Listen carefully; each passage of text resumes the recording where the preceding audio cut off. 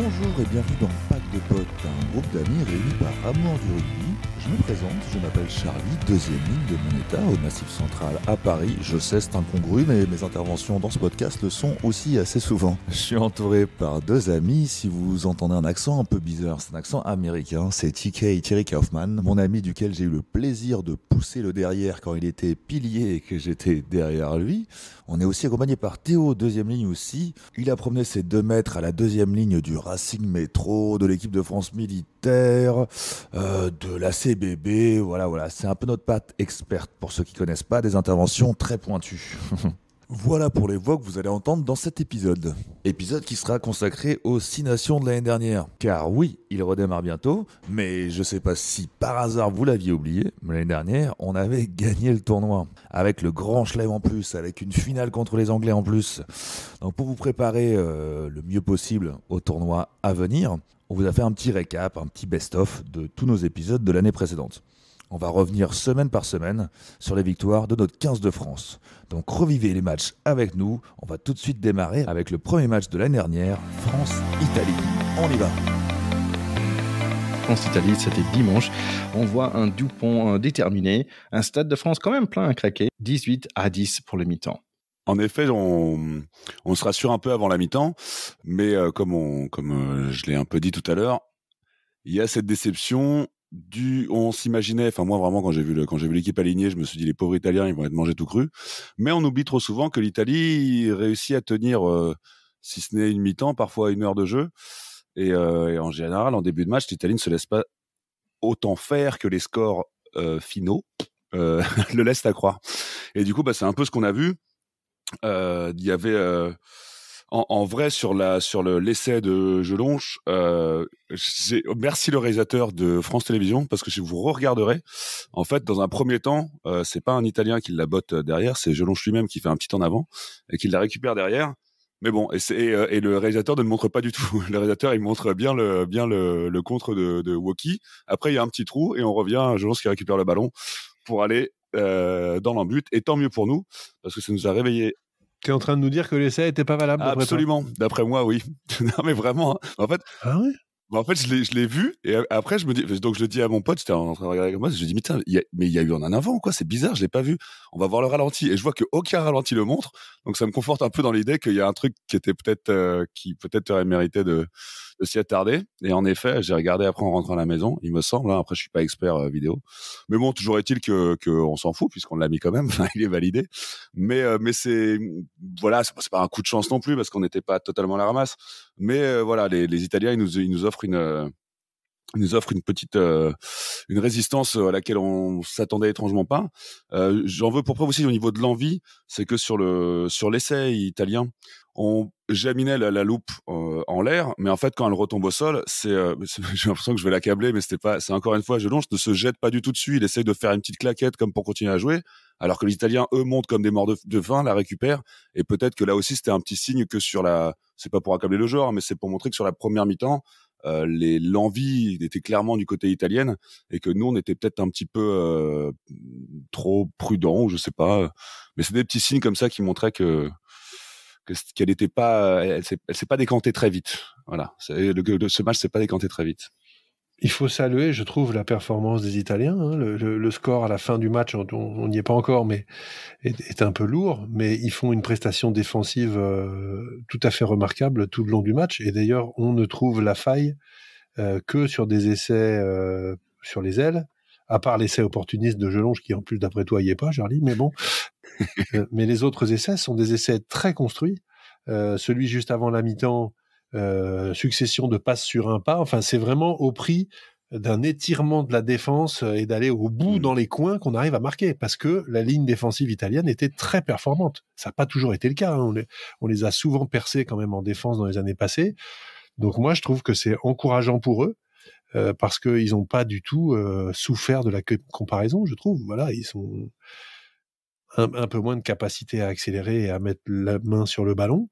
Mais ils ont été tous sauf ridicules, et cette première mi-temps, on n'était pas trop serein quand même. Et surtout, ce que tu dis prouve pour moi quelque chose d'autre aussi, c'est le fait que pour pouvoir ouvrir, on était obligé d'aller loin sur les ailes à chaque fois. Ça prouvait que devant, les Italiens ont fait un beau boulot, parce que même si sur le papier notre pack me semblait plus compétitif, on a eu devant, je pense qu'ils ont clairement pris l'ascendant, quoi.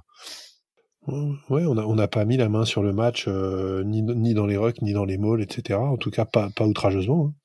Et là-dessus, le rendement des joueurs qui étaient à la tournée d'automne, qui avait été pas mal au-dessus, là, a été un petit peu décevant quand même. Oui, c'est marrant parce qu'on avait, je pense, 50 kilos de plus dans notre pack aussi. Bon, on recommence avec le début de deuxième mi-temps. C'est dantesque, mais dans la bonne sens. C'est parce que Dante est en jambes, il plonge dans l'embut, mais essaie refusé. Les Italiens avancent jusqu'ils rencontrent un mur uni Antonio, bien sûr. Aldrit y va tout droit. Villiers mesmerizes everybody pour son deuxième essai, 23-10. Woki, qui joue deuxième ligne, n'arrête pas à plaquer des arrières sans problème. Tiens, un coup de pied de Ntamak, j'ai pas encore parlé de lui, mais ça ne marche pas. Ce qui marche, par contre, c'est un 1-2 Dupont-Penaud. Penaud marque son essai à lui, 30-10. Villiers va rester dans notre équipe de France pendant un certain temps, je pense. Il marque son troisième essai juste à la fin du match, 37-10. Ouais, on a vu notamment l'essai, je crois que c'est le deuxième de Villiers, où il fait une espèce de feinte de coup de pied, et puis après, petit cat dep des deux côtés, il les a enrhumés quand même. Ça, c'est vraiment la preuve d'une technique individuelle, d'une vélocité, de qualité d'appui qui sont extraordinaires. C'est toujours sympa de voir ça. On a quand même vu aussi un très bel essai de Damien Penaud avec le « à toi, à moi », comme on dit, là, le long de la touche, je te la donne, tu me la ranges, je te la donne, puis finalement, je l'ai marqué. Et on a vu à nouveau les jambes de Damien Penaud, pour lesquelles on a toujours une admiration dans ce podcast quand même. Il a une capacité à accélérer d'un seul coup, à rentrer dans les intervalles qui est absolument génial, c'est à la fois très félin, très puissant. Enfin, ces deux joueurs-là, ils sont exceptionnels. Ils sont exceptionnels. Je trouve qu'on n'a pas beaucoup vu la charnière, hein, ça s'est pas mal dit dans la presse. Meilleur joueur du monde, machin, les joueurs sont très très ciblés, très très surveillés maintenant. Hein. C'est aussi pour ça que ça passe sur les côtés. Et on l'a déjà dit, Thierry, le rugby est un sport collectif. C'est pas important que ce soit le meilleur joueur du monde qui marque. Ce qui est important, c'est que l'équipe dans laquelle il joue marque. Et ça fait lui le meilleur joueur. Ok, c'est bon, je comprends.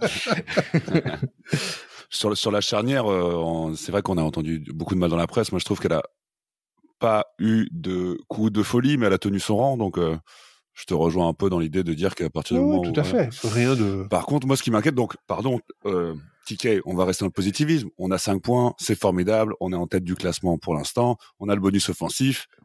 On est content. Mais en plus, j'ai pensé à toi parce que je me suis dit, je vais encore amener du négatif et il va me dire, mais vous êtes pas content, on gagne et vous râlez encore. Mais oui, on va râler. Parce que, moi, en tout cas. oui, parce que la dernière fois. Et je le fais et c'est comme ça. Non, et surtout que moi, ce qui m'a vraiment effrayé, c'est que devant, on n'y était pas. Il y a un truc qui est très symptomatique, c'est que une des armes du rugby, je n'invente rien, mais c'est quand tu peux derrière une touche construire un maul et avancer avec. Ce qui a priori, quand t'as un pack de mammouths, ne demande pas trop de. Ça, les Anglais savent faire. Hein. On a vu. C'est ça.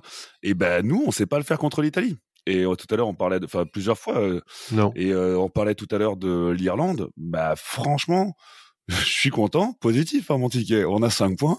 Mais putain, quand tu vois ce qu'on fait les Verts devant et quand tu vois ce qu'on a fait nous hier devant, peut-être que la semaine prochaine, l'équipe de France montrera le visage qu'elle a montré à l'automne. Et dans ce cas-là, je serais vachement rassuré.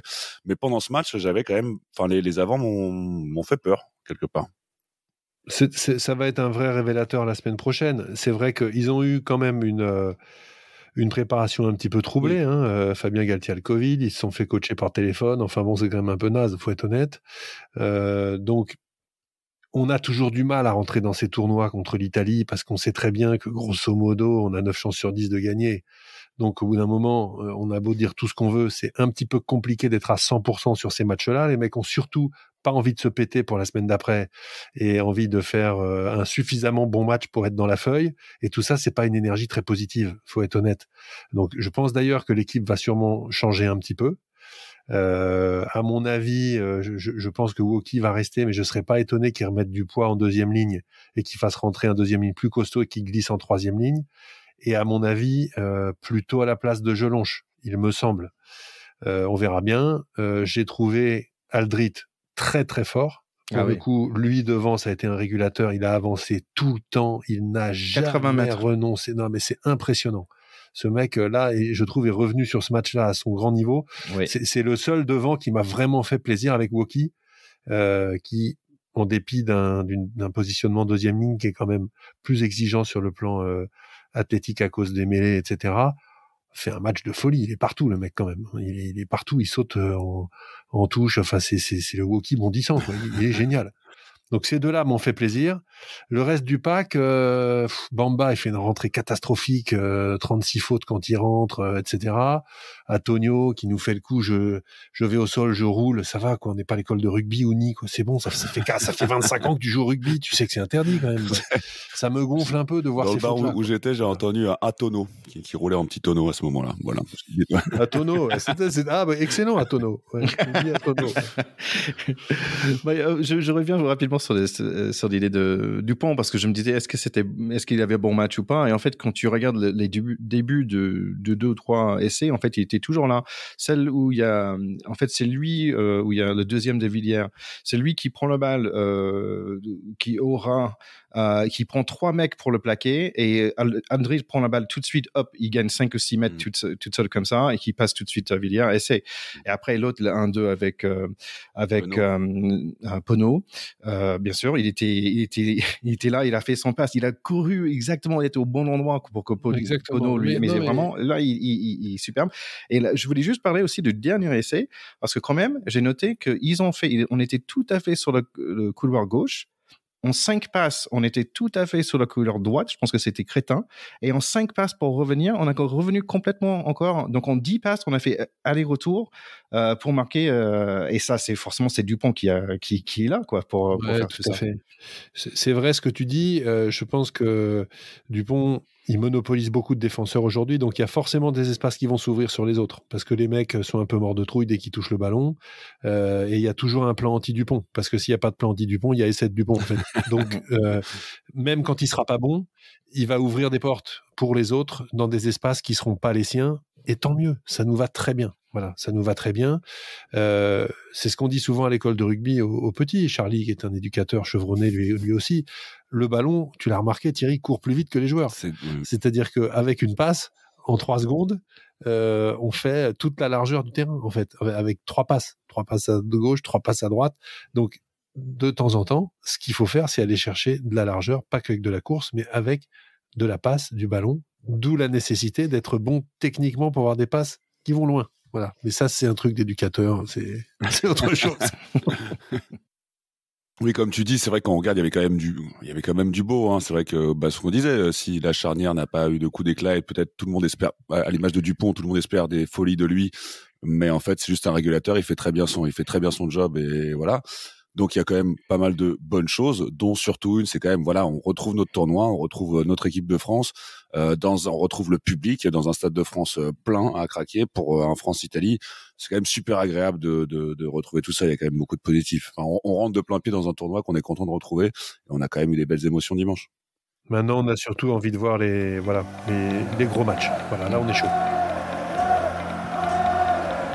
Ce week-end, c'était bien sûr nos Français contre l'Irlande. Donc, ça démarrait avec un Marseillaise a cappella qui finit, c'était magnifique.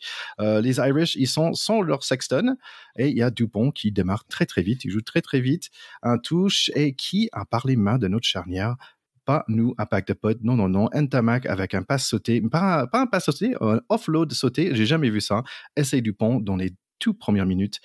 Et on est pas mal pour ce premier mi-temps. 19-7. Une super mi-temps, Thierry, tu l'as dit, même si ça a été une mi-temps sur courant, je trouve, alternatif. Il y a eu des choses extraordinaires. Fallait pas rater le début de match, fallait pas être parti pisser, hein, pour être honnête, puisque essai à la première minute de Dupont, qui était attendu comme finalement pas si en forme que ça. Est-ce que c'est toujours le grand Dupont? Et il a mis les pendules à l'heure tout de suite. Ensuite, il y a eu une telle intensité dans le combat dans cette première mi-temps qu'il y a eu quand même pas mal de déchets de part et d'autre. L'essai avant la mi-temps, malgré tout, nous fait beaucoup de bien, mais il y a quand même des petites choses qui nous inquiétaient dans cette mi-temps, notamment la fébrilité de Jaminet sur les ballons hauts.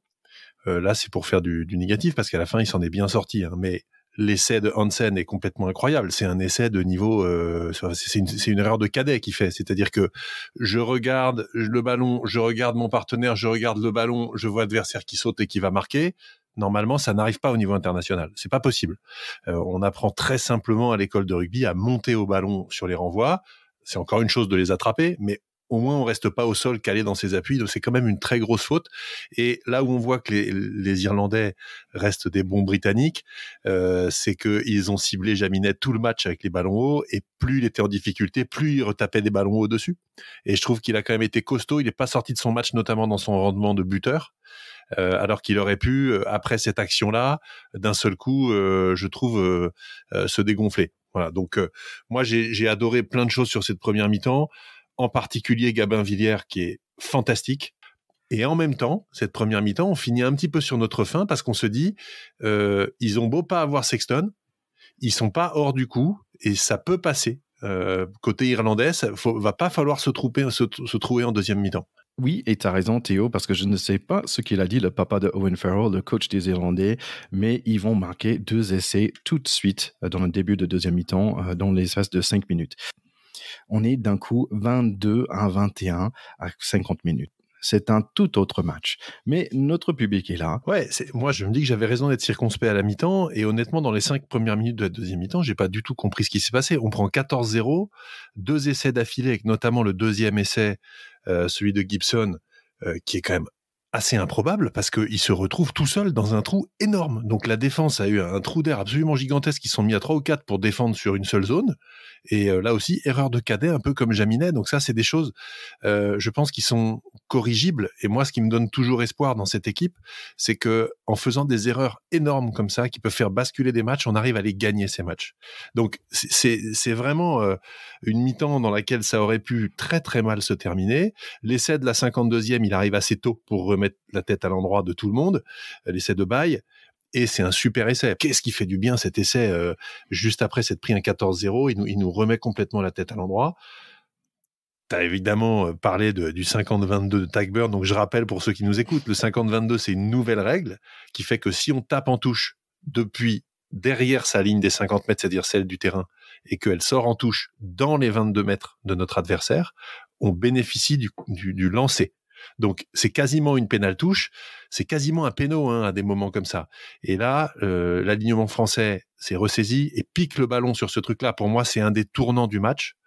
Et il y a un autre tournant du match, à mon sens, et les copains avec qui je l'ai regardé seront d'accord avec moi, parce que sur le match, j'ai dit à ce moment-là que je pensais qu'ils avaient raison, mais en fait, je pense qu'ils avaient tort, à contrario. Les Irlandais, quand ils ont une pénalité et qu'ils prennent les points à la 70e, c'est un moment où les Français étaient pas complètement dans leur assiette. S'ils avaient pris la touche et qu'ils avaient marqué pour recoller, peut-être que ça aurait été une autre issue. Donc ils ont peut-être manqué un petit peu d'audace. Tant mieux pour les Français.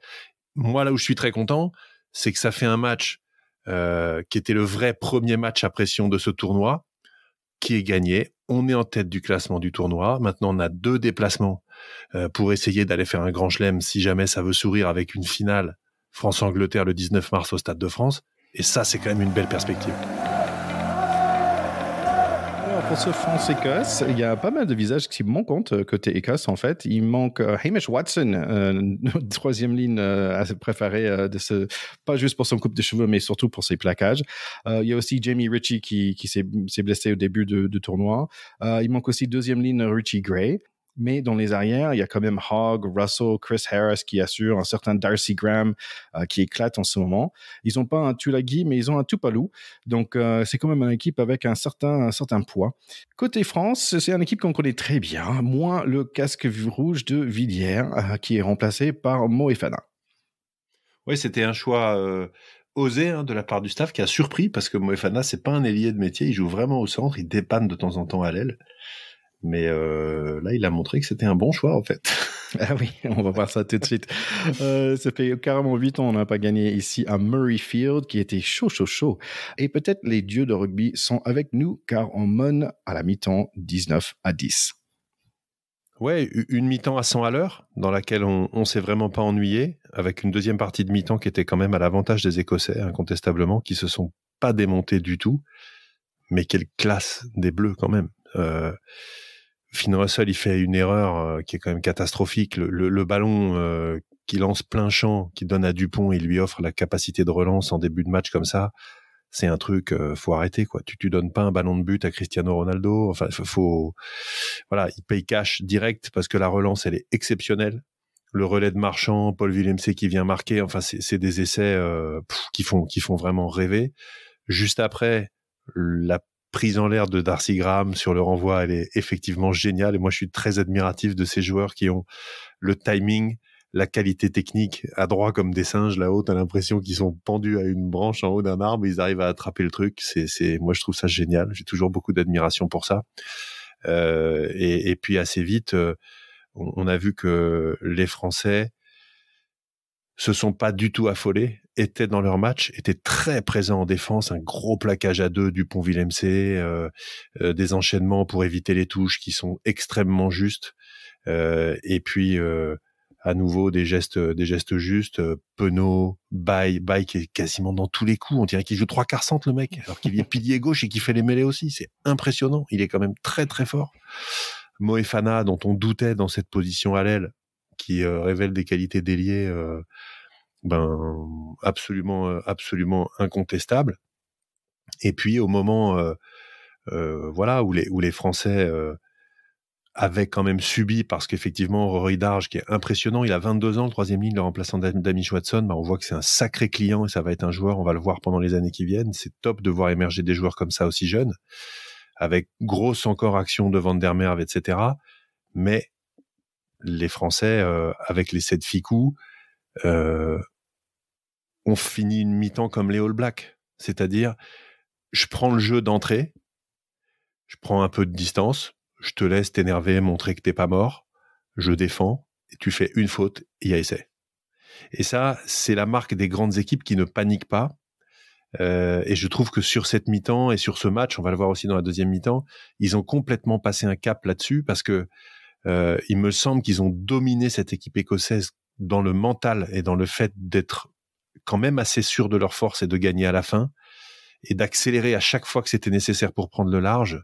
Ça fait très longtemps qu'on n'a pas vu ça de l'équipe de France. Donc c'est vraiment intéressant et vraiment très encourageant. 36-17, un match qui est très bien démarré et très bien fini en domination totale. Ouais, et puis nous, on en a souvent parlé. On n'est pas des Britanniques, on laisse marquer des essais de l'honneur à nos adversaires, même quand on les écrabouille et qu'on les domine en fait de la tête et des épaules, ce qui est le cas dans ce match, parce que l'essai des Écossais à la fin, c'est un super essai qui récompense vraiment un match plein des Écossais. Ils n'ont pas du tout été ridicules dans ce match, ils ont fait tout ce qu'ils ont pu, ils n'ont jamais lâché, et l'essai de Van der Merwe, qui est un joueur qu'on admire beaucoup quand même. Ce mec-là, il aurait sa place dans toutes les équipes du monde. Il est quand même remarquable. Donc moi, j'ai trouvé ça très sympa pour eux. Cette deuxième mi-temps, les Bleus, ils marchent sur l'eau. Un duel de numéro 9, parce que le numéro 9 des Écossais, Ali Price, est très sympa aussi. Il y a un moment où Ali Price se prend un bouchon de Dupont, mais de l'espace. Je pense qu'il a quand même eu du mal à s'en remettre. Donc Dupont, c'est le mec qui te fait les relances, les éjections, les bouchons en mode taureau. Enfin, il est au four et au moulin. C'est absolument impressionnant. Des erreurs techniques des Écossais quand même, une pénale touche mal négociée par les Écossais qui fait vraiment un bien fou aux Bleus, parce que fin de première mi-temps, on avait quand même un petit peu subi les Écossais pendant un quart d'heure, 20 minutes, donc là on leur remontre qu'on va être opportuniste sur ces trucs-là. Petit clin d'œil, nous quand on a Julien Marchand qui sort, c'est Movaka qui rentre, quoi. S'il te plaît, le banc. Mais laisse tomber, quoi. C'est-à-dire que Movaka, il est quand même énorme. Faut rappeler que c'est lui qui a marqué un doublé contre les Blacks, etc. Le mec, il est remplaçant. Et d'ailleurs, il rentre, il est aussi bon que Marchand, qui a été excellent, mais Movaka, il participe arrachage, machin, 2 contre 1 avec Tao Fifenoa, on décale Tao, les mecs, talonneur et deuxième ligne, ils jouent comme des 3/4 centres.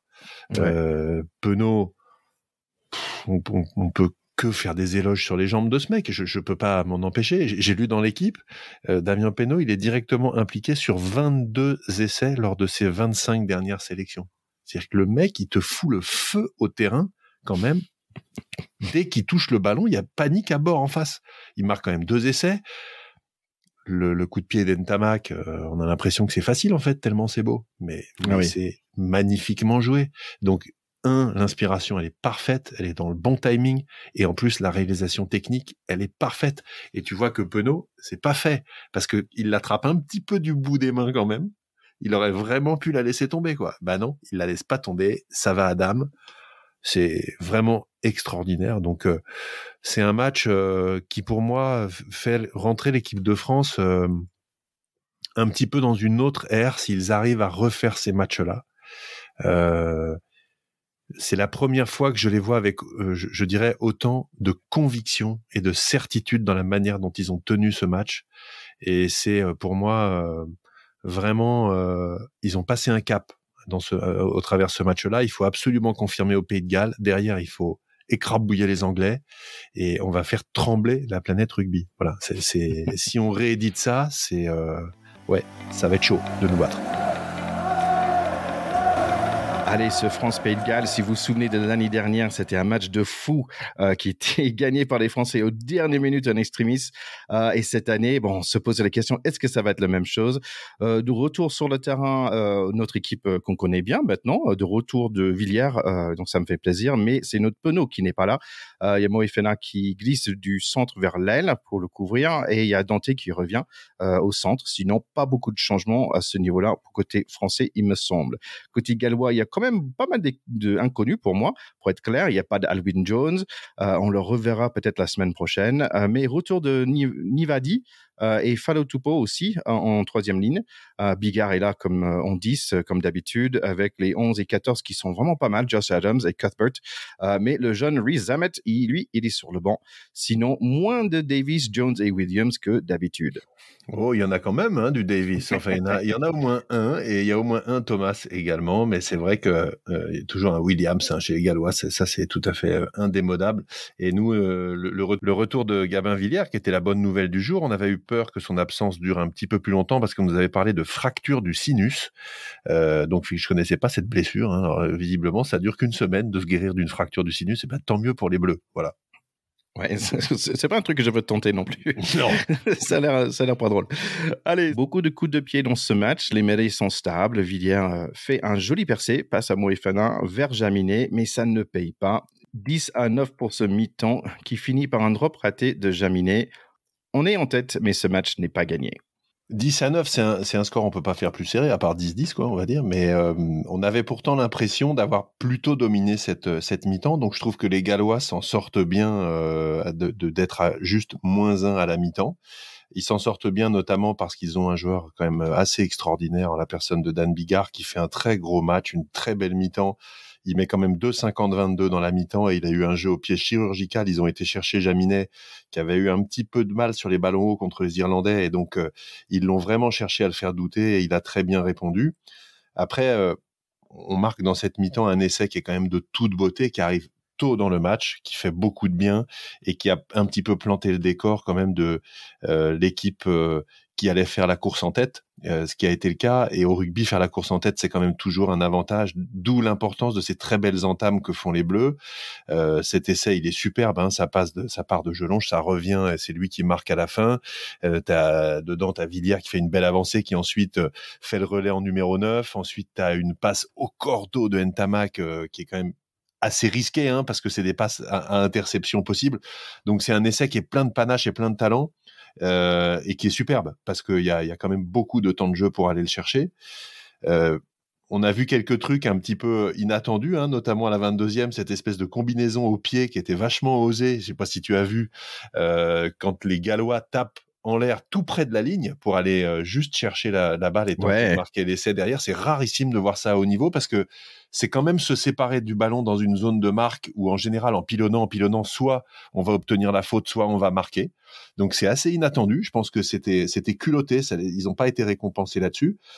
Et puis on a eu une mi-temps avec quand même déjà une performance défensive de très haut vol et un impact de plusieurs joueurs comme Willemse, comme Marchand, dans les rucks, sur les grattages, qui ont été vraiment extrêmement précieux. On tourne à 19, mais pour moi, à la mi-temps, on se dit, j'ai l'impression qu'on peut pas vraiment perdre. C'est marrant, hein, mais j'étais pas stressé. Le score était serré, mais j'étais pas stressé. Oui, j'avais pas forcément le même sentiment. Moi, j'ai voulu un essai de plus, pour être honnête, pour être un peu plus au calme. Là, deuxième mi-temps, ça commence. Bonjour Oas qui revient, donc ça fait plaisir. Nos Bleus font un mur avec un plaquage à 2 avec William C et Dante.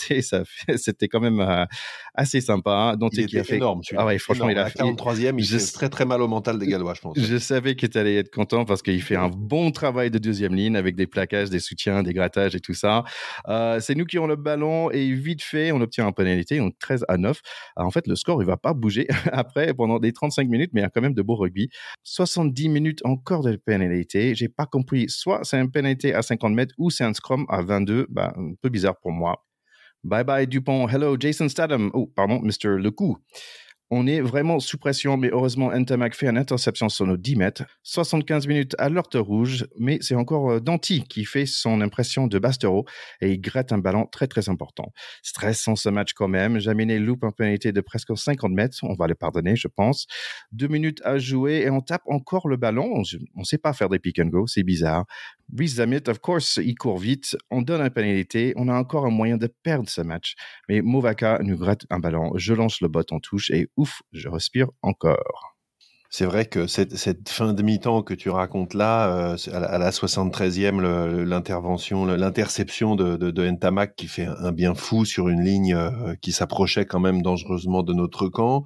Le grattage de Danty à la 75e qui est ultra précieux. Et c'est un moment où Danty avait l'air quand même fatigué depuis 10 minutes. On le voyait un peu traîner la patte et voilà, l'intelligence aussi du positionnement d'aller se mettre au bon endroit, faire le bon grattage sans faire faute.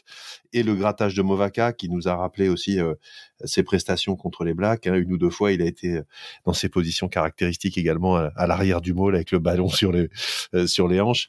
Mais c'est vraiment une mi-temps purement défensive, quoi. C'est-à-dire que 3-0 à la fin, puisque on tourne à 10-9 et on gagne 13-9, donc 3 points de marqués sur cette mi-temps. C'est quand même rare dans les matchs de haut niveau entre grandes équipes qu'il y ait aussi peu de points. Donc c'était place à la défense. Je pense que on voit aussi là toute l'étendue du travail qui a été fait avec Sean Edwards, qui est le coach de la défense des Français, et avec une ligne de défense complètement intraitable, extrêmement peu de plaquages ratés et de défaillances individuelles, et surtout une force collective en défense qui a dégoûté les Gallois. C'est-à-dire que là encore, dans cette mi-temps, même quand ils s'approchaient, on avait l'impression qu'ils trouvaient jamais la faille. Ouais. On a vu des montées défensives et des plaquages individuels et à chaque fois, quand t'en as un qui se trouve, t'as la deuxième lame qui arrive derrière, etc. Je sais plus, à la 55 ou 57e, là, les Gallois ont le ballon sur une séquence défensive des Bleus, ils reculent de 25 mètres. Ouais. C'est improbable. Donc, voilà, c'est le match qu'il ne fallait pas perdre. L'année dernière, on avait aussi une belle équipe qui avait été perdre en Écosse sur la route de espérer de son grand chelem. Il faut quand même le rappeler à la fin, sur un scénario extrêmement cruel. Je sais pas si nos écouteurs et si toi tu t'en rappelles, mais il nous avait fait un petit peu ce qu'on avait fait aux Gallois la semaine d'avant, c'est-à-dire retourner le destin complètement quasiment dans les arrêts de jeu. Donc là, c'était l'archétype du match piège. Pourquoi ? Parce que tout le monde sait ce qu'on attend. On attend le Grand Chelem et cerise sur le gâteau, le Grand Chelem, la dernière journée contre les Anglais chez nous. C'est-à-dire les scénarios dont on rêve, le scénario génial. Et qu'est-ce qui pouvait nous arriver ? C'est qu'on se prenne les pieds dans le tapis du Principality Stadium là-bas et qu'on rentre avec une défaite 14-13 ou une connerie comme ça. Quelle aurait été la saveur du match de la semaine prochaine ? Elle aurait été extrêmement différente. Donc là, moi, je les remercie surtout parce que ils ont monté le théâtre des rêves pour la semaine prochaine, où on va arriver. Ceux qui seront au Stade de France, j'y serai peut-être, je sais pas. J'espère encore, mais qu'on soit devant sa télé ou devant le Stade de France, la semaine prochaine, tous les amoureux de rugby savent que à 21h samedi, c'est plus la peine de nous appeler. Ça va être chaud bouillant et on va être comme des fous, quoi, en fait. Ouais, ça va être magnifique. Oui, c'est vrai. Maintenant, la semaine dernière, je voulais pas parler du Grand Slam, mais là, on peut-être en parler un petit peu parce que c'est vraiment sur la table maintenant qu'on a, Là, on on a est passé. obligé. Là, on est Ouais. obligé.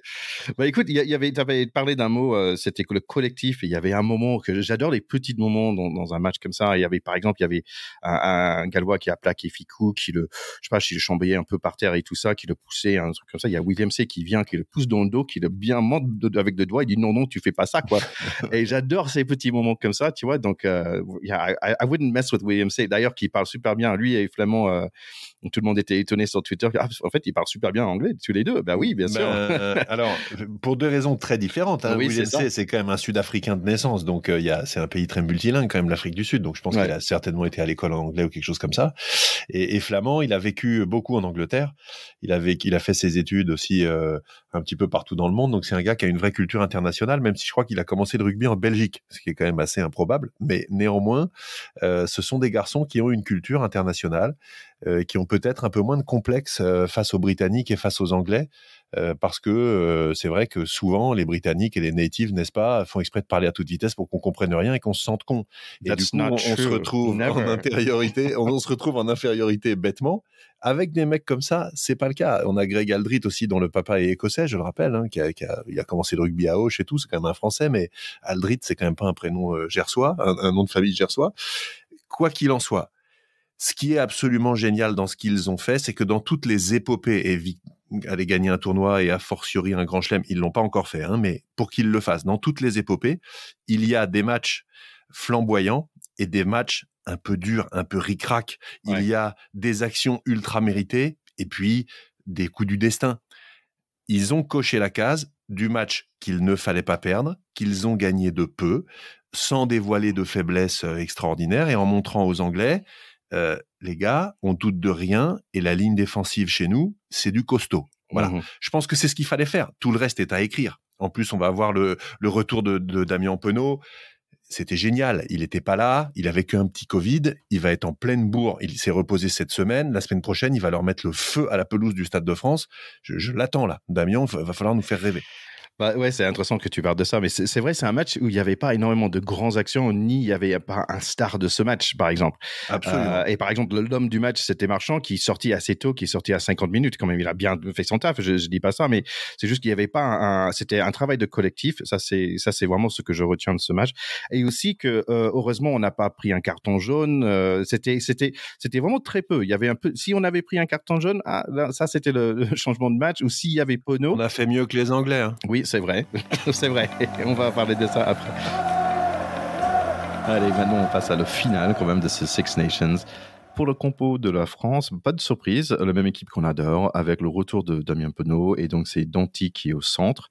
Par contre, j'ai regardé un peu le jour que ça sortit ce compo, et j'adorais la façon que Ibanez parlait aux journalistes. Il disait AC, le conditionnel, je le déteste. Il faut enlever le conditionnel de la langue française ces 3 prochains jours.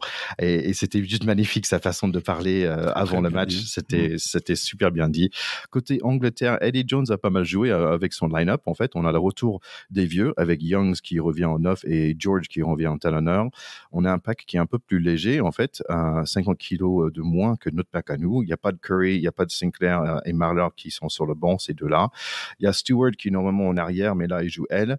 Et il y a un certain Douglas Fairbanks, pardon, c'est pas ça, mais c'est Fairbanks qui joue en 15.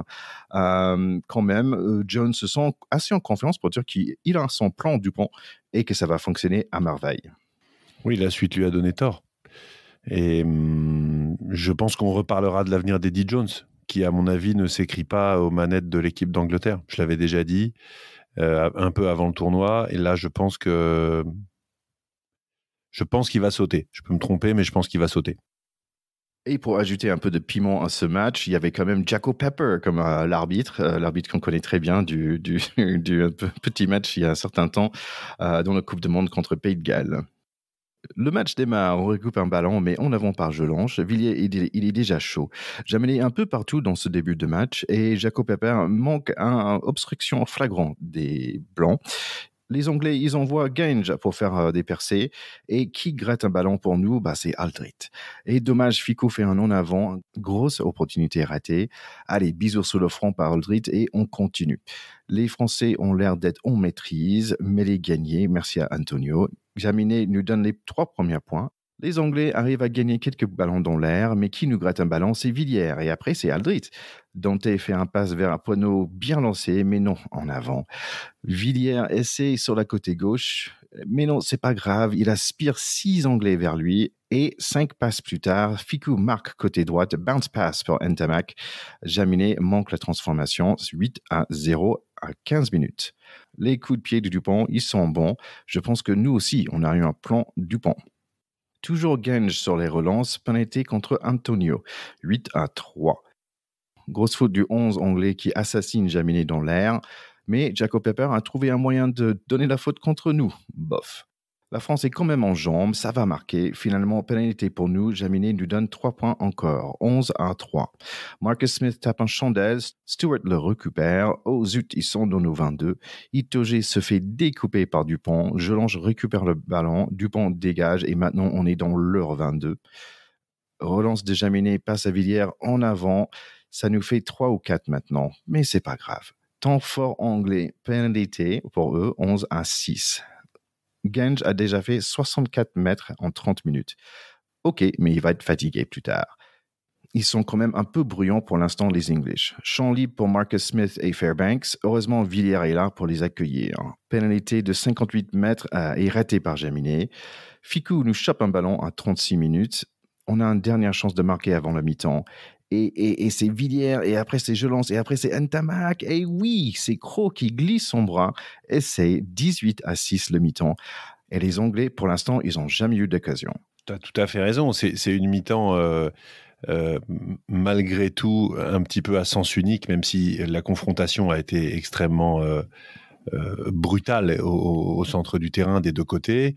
Les Anglais avec cette drôle d'idée de faire relancer Genge qui était à côté de l'arrière à chaque fois et d'envoyer Genge dans la ligne, c'était vraiment pour casser du français, c'est clair. Bon, ça n'a pas marché, mais ce qui est vrai, c'est qu'ils ont été extrêmement peu inspirés côté anglais, et les Français, on va y revenir un petit peu, s'ils avaient été moins maladroits, ils auraient pu passer 30 points dans cette mi-temps. C'est absolument incroyable, parce qu'ils ont fait plus d'en avant en une mi-temps que dans tout le tournoi. C'est absolument hallucinant. L'occasion quand Fickou se retrouve presque tout seul quand il perce au milieu, honnêtement, s'il l'attrape, il y a essai, à mon avis, à 95% de chances qu'il y ait essai derrière. Il y a eu plusieurs en avant dans des occasions extrêmement franches. Encore une fois, ce qui est génial avec cette équipe, c'est que ils s'énervent pas, ils ne doutent pas, ils y retournent et ça les fait pas douter de leur plan de jeu. Ils continuent après d'avoir des occasions significatives. Ok, ils refont en avant, mais ils savent qu'à un moment, ça va passer et ils ont avec eux la confiance. C'est ça qui est absolument génial sur cette mi-temps. C'est exactement pour ça que chaque fois je disais c'est pas grave, parce que j'avais l'impression pour eux c'était pas grave, ils savaient qu'ils allaient marquer par la suite. C'est vraiment marrant, on l'a très bien senti, et d'ailleurs tourner à 18-6 après une mi-temps où tu as vendangé autant d'occasions, c'est quand même assez chanceux, parce que même les 2 occasions qui marquent, les 2 essais qui marquent, qui sont tout à fait mérités, mais ils auraient pu aussi ne pas les marquer, parce que sur les 2, il y a des ballons qui tombent certes en arrière et des passes qui sont pas tout à fait assurées sur les 2. Hein. C'est pas propre hein, les essais. Ils sont mérités, mais ça aurait très bien pu rebondir du mauvais côté.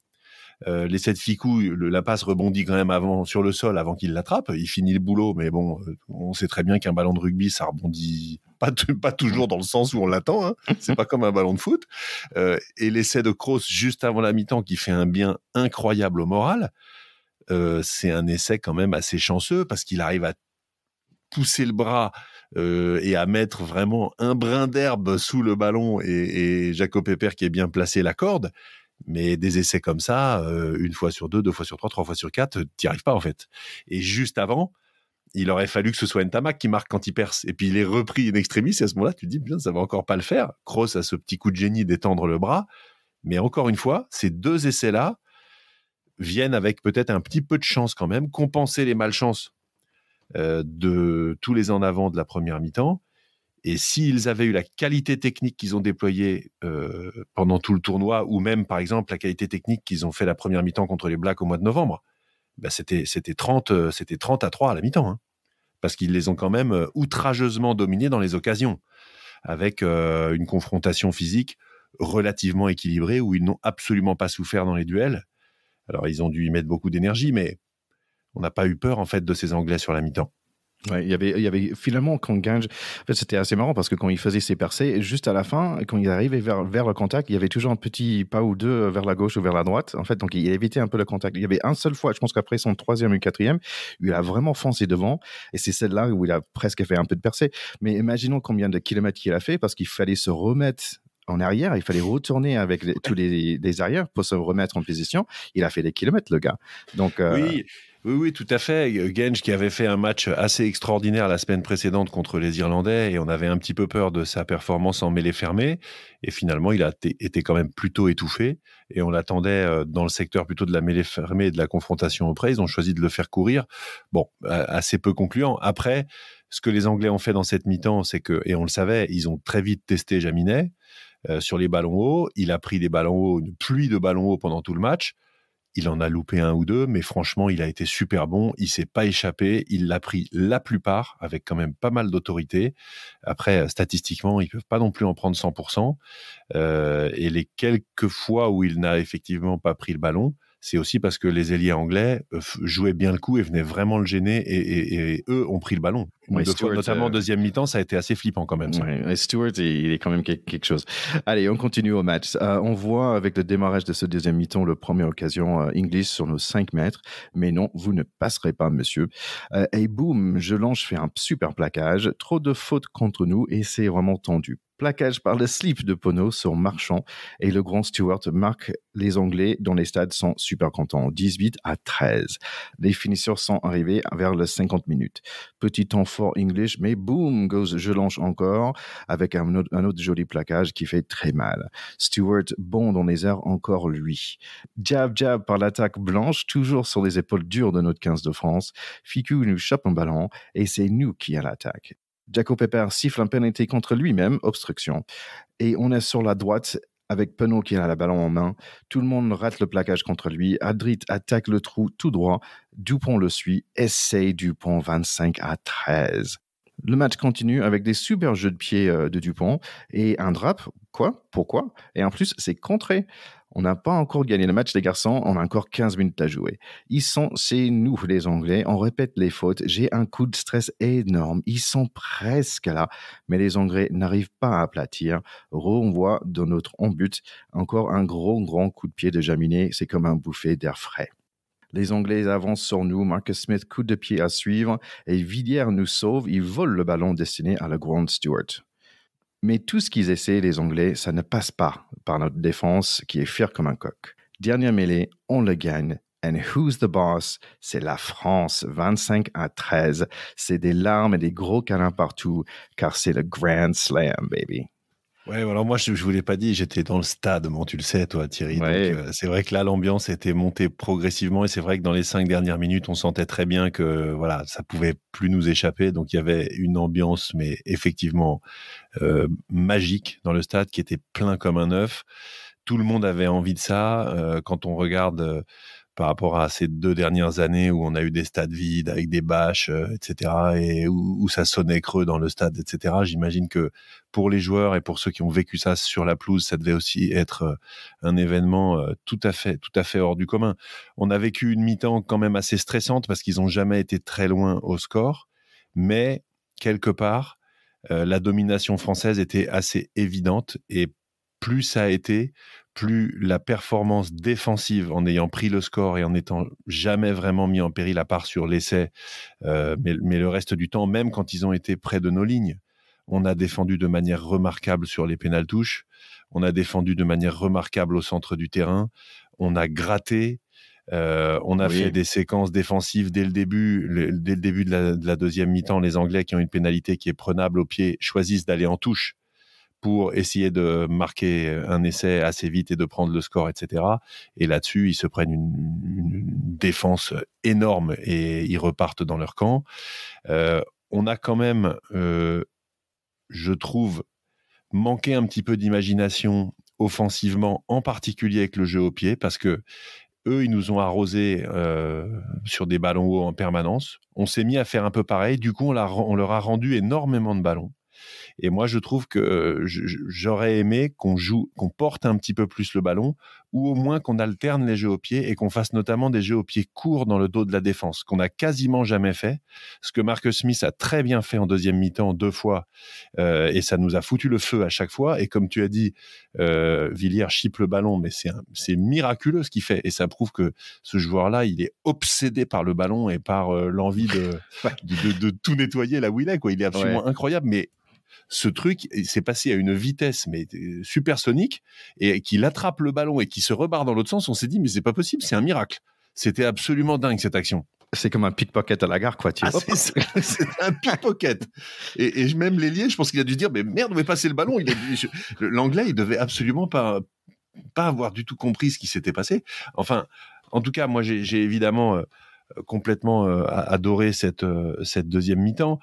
L'essai, c'est vraiment la spéciale Dupont. C'est-à-dire que Dupont, qui s'est fait un petit peu oublier tout le match en étant précis, en étant présent, mais qui avait assez peu tenté lui-même, il a défendu comme un lion, il a découpé autour du des regroupements, mais on dit on a un plan anti-Dupont, c'est surtout lui qui a un plan anti-anglais, parce qu'il les a secoués comme des pruniers autour, c'était quelque chose. Et cet essai, il est génial, parce que c'est effectivement une belle action un peu en travers, mais qui angoisse un peu les Anglais de Penaud, qui arrive sur un petit regroupement, et puis Aldrit qui trouve un trou de souris. Et effectivement, quand il se retourne pour faire jouer, t'as Dupont qui est là, dans l'axe, et il y va, quoi, on va pas dire en marchant, mais quasiment. Et en fait, quand il y a une petite brèche qui se crée par un avant, et que la défense est un petit peu étirée, et que Dupont est au soutien, il y a essai, en fait. C'est impressionnant. Je pense que ça a été une libération aussi pour eux tous, parce qu'au moment où ils prennent 25 points, ils se disent ça peut plus vraiment nous échapper quand même, et on a senti crescendo la force, la confiance, la joie monter aussi, et c'était très significatif dans le stade. Progressivement les gens se mettaient à sauter, à chanter, ils ont lancé des Marseillaises dans le dernier quart d'heure, et c'était pas tant pour les encourager que pour fêter ça, parce que d'une certaine manière c'était déjà fait, quoi. Voilà. Ouais. Oui, j'imagine que ça devrait être un moment magnifique. Moi, j'étais chez mon cousin, on fêtait ça, mais on était tous super contents. Mais en fait, c'était marrant parce que par rapport à la semaine dernière, qui a été un match, on va dire en anglais, grinded out. C'est vraiment, où il y avait aucun star la semaine dernière. Cette semaine-là, c'était le même, c'était grinded out, mais cette fois, il y avait tout le monde, c'était un star en fait. Ficou avait un match avec 2-3 récupérations de ballon. Dupont, avec les nombres de plaquages qu'il avait, 14, un truc comme ça. Incroyable. Les troisième ligne en général, tous magnifiques. Ouais, les coachings ont été remarquables, hein. Les remplaçants ont fait des super entrées. Movaka, quand il rentre plusieurs fois, il fait des très belles marches avant. Faut se rappeler que c'est lui, qui avait été titulaire sur le match des Blacks au mois de novembre, qui a fait un match exceptionnel. Donc le fait que Julien Marchand lui ait repris sa place, ça prouve quel client c'est dans le groupe aussi, et le niveau de confiance qui est donné à Julien Marchand. On a une équipe, un effectif, mais on a 2 mecs par poste qui sont absolument tous plus incroyables les uns que les autres, quoi. C'est-à-dire, quand t'as Marchand qui sort, c'est Movaka qui rentre, et les mecs se disent mais putain, c'est pas possible, quoi. Ça s'arrête quand? Cretin fait une bonne rentrée. Enfin, ils font tous le job, quoi. Le job à 100%. Ce qui je trouvais assez sympa quand même, je reviens sur cette idée de tiens, ils n'avaient pas de tout peur du moment, et ils étaient là pour accepter ce moment-là, et ils avaient envie de briller tous. Et je trouve qu'ils avaient beaucoup de confiance en eux, et je trouve que ça se voyait. Ouais, ce que tu dis est très juste, et je pense que c'est le grand défi qui attend cette équipe, parce que maintenant son talent, sa classe, sa profondeur de banc, sa confiance, son savoir-faire a explosé là de manière maintenant définitive aux yeux du monde du rugby. C'est-à-dire qu'avec ce grand chelem en plus, y compris en ayant eu parfois des moments difficiles comme la première mi-temps où on fait tomber 3-4 en avant sur des occasions nettes, dans l'histoire du rugby français, on perdait toujours ces matchs-là. On pleurait, c'était good game à la fin, les Anglais enquillaient, on perdait 18-17 en disant putain, on a été meilleur qu'eux, quoi. Ouais. Et c'est l'histoire du rugby français, ces défaites-là. Et là, ce sont des victoires à chaque fois, y compris quand on a les trous d'air.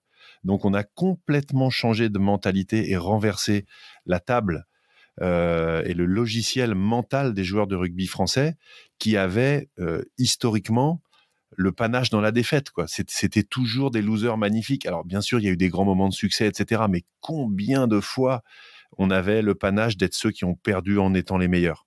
Et ça, c'est terminé avec cette équipe-là. On l'a beaucoup dit, hein, mais c'est une génération où ils ont été champions du monde U20, etc. Donc, ils ont appris à gagner de bonne heure. Il faut aussi se rappeler qu'il y a une ossature quand même très importante du Stade Toulousain qui paye en ce moment quand même l'absence de ses joueurs par sa place au classement de top 14. Les clubs jouent vraiment le jeu, hein, c'est-à-dire que tout le monde soutient l'équipe de France et ça change tout. Mais aussi, tous ces jeunes joueurs, ils sont champions de France, ils sont champions d'Europe avec le Stade Toulousain. Et ça compte, en fait. Hein. Ils empilent de la maturité, de la confiance, et ils ont peur de personne, en fait. Maintenant, ils ont mis 40 points au Black à Paris, ils ont battu les Anglais en finale pour faire le Grand Chelem, ils n'ont plus peur de rien. Donc, comment est-ce qu'on gère ce risque-là, puisque au rugby, quand tu deviens trop sûr de toi, tu perds. C'est tout le travail fantastique qu'a à faire Fabien Galtier et son staff. Ouais, c'est marrant parce que dans les pays anglophones, ils disent tous, ça dépend quelle France va, what France is going to show up. Tu sais jamais avec l'équipe de France, tu sais jamais s'ils vont gagner ou s'ils vont être magnifiques et beaux ou s'ils vont perdre. Et ça, ce qui est intéressant, c'est que maintenant, it doesn't matter what France is going to show up parce que la France, ils arrivent et ils sont là pour gagner, point. C'est ça. Et ça, c'est vraiment fantastique. Mais c'est une révolution culturelle. C'est une révolution dans le rugby français. Tiens, tu disais merci à Fabien Galtier. Moi, je voulais dire merci à ses lunettes, parce que c'est ça qui lui permet de voir le talent et dans ces garçons qu'il choisit. Et je trouve ça trop chouette. Et aussi, je l'aime bien quand il est devant le micro devant le match. Il a l'air d'avoir 15 ans, le mec. Il est vraiment content d'être là. Il est fier de son équipe et ça voit qu'il est là avec beaucoup de plaisir et que lui aussi, il apprend de l'élan, il prend de l'auteur, on va dire, par rapport à sa poste et voilà, je trouve qu'il se sent à l'aise lui-même aussi. Alors, il se dit qu'il serait en train de se prolonger son contrat jusqu'en 2027, c'est-à-dire faire la prochaine Coupe du Monde et la suivante. Ça va être long, hein, mais en tout cas, moi je trouve que on doit évidemment rendre hommage à ce staff tout entier, parce que je pense que Raphaël Ibanez, qu'on voit un peu moins, est très important dans le dispositif aussi. Ibanez, c'est quelqu'un qui est extrêmement apprécié pour ses qualités humaines, de leadership naturel, on va dire, quand Galtier est plus un technicien froid, mais un technicien absolument hors pair. Donc, à eux deux, pour moi, ils ont un attelage, ils ont réussi à construire autour d'eux un staff qui est manifestement équilibré et performant. C'est évidemment leur grand succès. Et quand on voit sur les derniers mandats, en particulier celui de Jacques Brunel pendant la dernière Coupe du Monde, etc., à quel point parfois on se demandait quand même comment on pouvait avoir un mec pareil à la tête de l'équipe de France, etc. On a fait un pas de géant dans le management de l'équipe, mais un pas de géant. Et ça fait plaisir de voir aussi leur relation entre l'équipe et le staff. Et ils sont vraiment soudés. Ouais, à la fin du match, c'était sympa de voir sur les grands écrans tous les mecs qui se tombaient dans les bras, etc. Bon, quand ça gagne, en général, c'est comme ça. Ce qu'il faut dans ces équipes-là, avec des staffs étendus et des sportco avec beaucoup de monde, c'est quand ça perd que c'est intéressant, les relations entre les gens. Quand ça gagne, tout le monde est content. Quand ça paume, est-ce qu'on commence à se tirer dans les pattes ou est-ce qu'on se serre les coudes ? C'est ça la question. Bon, dans tous les cas, c'est un des meilleurs Six Nations que j'ai jamais vu. Ça, c'est sûr et certain. Et puis, je pense pas, toi, que tu te souviennes d'avoir regardé aussi attentivement le tournoi Destination se termine par un grand chelem français, quand même. Oui, donc c'est sûr. Je pense qu'en 2010, je commençais à jouer tout juste. Ouais, j'ai commencé à jouer. Ouais. Mais je pense que le Six Nations, franchement, c'est magnifique. Oui, c'est le Six Nations, c'est quelque chose de très particulier parce qu'à la fois, il y a peu d'équipes. Et à la fois, c'est une compétition qui dure quand même relativement longtemps parce qu'elle s'étale sur 2 mois. Et moi, ce que j'adore dans cette compétition, c'est le parfum un petit peu printanier qu'il y a à la fin. C'était là, on voit bien que c'est pas tout à fait la même ambiance. On commence en hiver et puis peu à peu, on s'avance vers les beaux jours, les feuilles qui repoussent un tout petit peu dans les arbres, les oiseaux qui chantent et puis c'est la finale du tournoi. Et c'est toujours les mêmes sensations d'avoir le plaisir de commencer le tournoi et on sait que quand on va le finir, ce sera le printemps. Voilà, c'est presque un petit peu poétique. Ah ouais. Et en même temps, ça dure depuis 100 ans. C'est ça aussi qui est génial dans cette compétition, c'est que c'est complètement intemporel. Donc, moi, je pense que le tournoi qu'ont fait les Français là, alors il y a bien sûr les aficionados parleront du grand tournoi de 77, c'était une toute autre époque, hein, mais effectivement la grande équipe de Jean-Pierre Rive, etc., qui avait fait le Grand Chelem de 77, ça reste une épopée absolument extraordinaire. Je pense que celle-là est pas loin en termes d'impact sur l'histoire du rugby français, tant elle vient vraiment couronner une génération d'exception qu'on risque de ne jamais revoir. Je pense qu'on tient là le potentiel d'équipe de France qu'on ne reverra peut-être jamais, ou en tout cas, c'est probablement ce qu'il y a eu de plus fort dans l'histoire de l'équipe de France à tous les postes, avec une telle profondeur de banc et un tel esprit d'équipe et envie d'avancer ensemble. Je trouve que c'est incroyable à quel point les planètes sont alignées pour cette équipe, donc je pense qu'ils peuvent aller très très loin. Si on se prend à rêver, peut-être qu'ils peuvent être champions en 2023 et champions en 2027. Ils peuvent peut-être rater dès 2023, donc soyons humbles, mais je pense qu'ils ont de quoi, ils ont le matériau pour être champion du monde en 2023 et en 2027 et taper 3 ou 4 grands chelems entre les deux. Voilà, je prends rendez-vous avec nos auditeurs en 2027. T'es à fond, et c'est super. Et voilà qui conclut ce petit épisode un peu spécial. Bon, c'était bien beau de revivre ce grand chelem. On a à nouveau des étoiles plein les yeux. Mais maintenant, on peut se projeter vers 2023 où il y a un double défi qui attend notre équipe de France parce qu'il s'agit de prolonger cette série d'invincibilité historique sur laquelle la France surfe pour l'instant avec 13 victoires d'affilée. Et aussi, pourquoi pas, de faire un double grand chelem 2 années de suite. Ce serait formidable. Allez, on croit beaucoup à cette équipe de France. C'est parti pour 2023.